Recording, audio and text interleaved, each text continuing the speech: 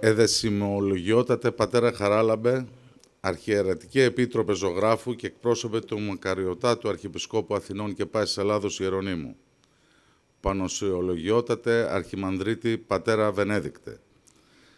Σεβαστοί πατέρες, πατέρα Αθανάσιε από τον Άγιο Γεώργιο, πατέρα Δημήτρια από την Αγία Μαρίνα, πατέρα Κωνσταντίνε από τον Άγιο Γεράσιμο.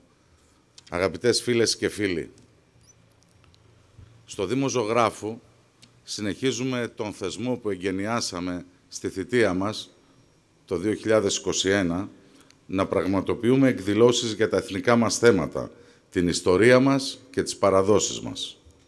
Κλείνουμε λοιπόν την τετραετία αυτή, λίγες μέρες πριν τις εκλογές, όπως την ξεκινήσαμε, με έναν ακόμα ιστορικό και εθνικό αφιέρωμα. Διοργανώσαμε μια εντυπωσιακή εκδήλωση μνήμης και τιμής για την επέτειο των 200 ετών της Ελληνικής Επανάστασης. Μια διοργάνωση που συζητήθηκε πανελλαδικά. Ανάλογη εκδήλωση διοργανώσαμε πέρυσι και για τα 100 χρόνια από τα δραματικά γεγονότα της Μικρασιατικής καταστροφής.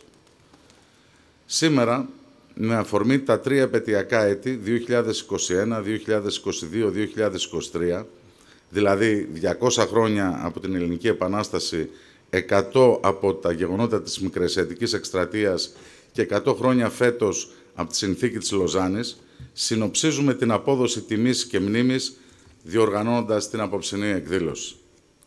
Διακεκριμένοι ομιλητές, με βαθιά γνώση της ιστορίας, θα αναφερθούν στο στρατιωτικό, διπλωματικό, πολιτικό και ιστορικό παρασκήνιο, φωτίζοντας πτυχές οι οποίες δεν είναι ευρέως γνωστές, συμβάλλοντας έτσι στον εμπλουτισμό της εθνικής μας μνήμης.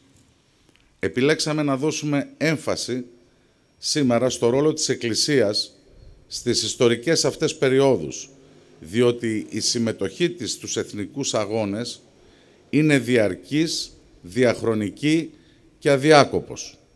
Γνωρίζοντας την πορεία και το ειδικό βάρος των προσκεκλημένων ομιλητών μας, είμαι βέβαιος ότι μετά το πέρας της σημερινής εκδήλωσης, η οποία θα ολοκληρωθεί με λίγα τραγούδια από τη χοροδία των παλαιών ζωγραφιωτών, θα φύγουμε όλοι σοφότεροι για την ιστορία μας, πλουσιότεροι σε ιστορικές γνώσεις και πιο υπερήφανοι για το παρελθόν μας, αλλά είμαι βέβαιος και πιο αισιόδοξοι για το μέλλον μας.